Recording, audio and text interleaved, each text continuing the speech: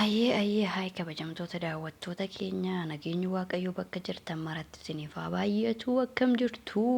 ani nagaa koo dhagalanni waaqayyoof ta'u har'ammoo akka ajaa'ibaatti shaashaa jechaa jirra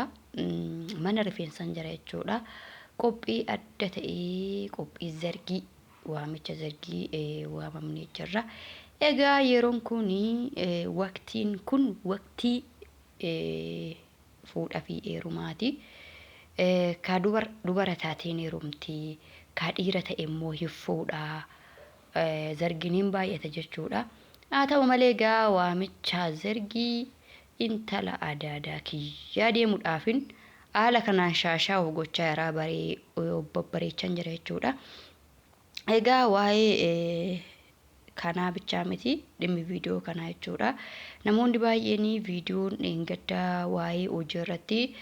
hojjedhe irratti gaafii garaagaraallee naa kaastanii baay'een keessan viidiyochatti gammaddaniirtu egaa hojii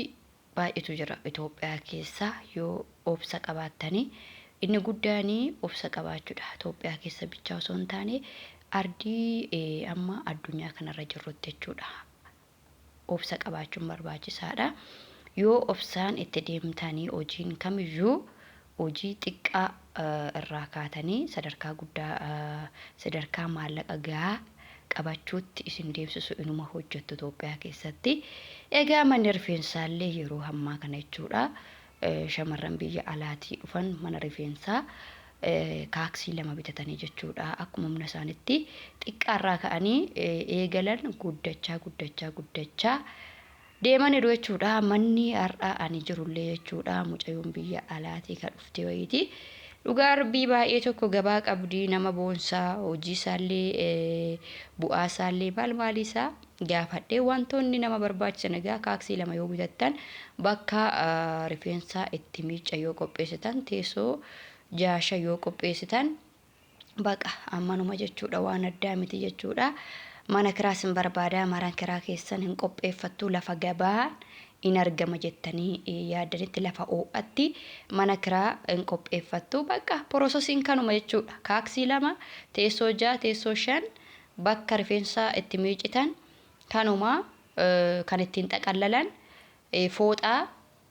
4-3 amma gabaan isinii barutti jechuudha 4-3 hingaa kanuma kana baasii hedduullee qabu garuu bu'aa qaba yeroon mana rifeensaa kana yeroo ayyaana sirriitti hojjetu akkasuma yeroo cidha garaagaraa baay'ee hojjetu jechuudha dhugaa waaqayyooti kaleessa gaa'ee tokko biiziidha nama xiqqoo waraabuun as keessatti naaf hin eeyyamamne viidiyoos baay'ee waraabuu hin barbaanne haalli tokko si rakkisaa kanaaf malee baay'ee tokko gabaa qabu yeroo cidhaa yeroo ayyaanaa yeroo sagantaa garaagaraa hedduu hojjetu jechuudha.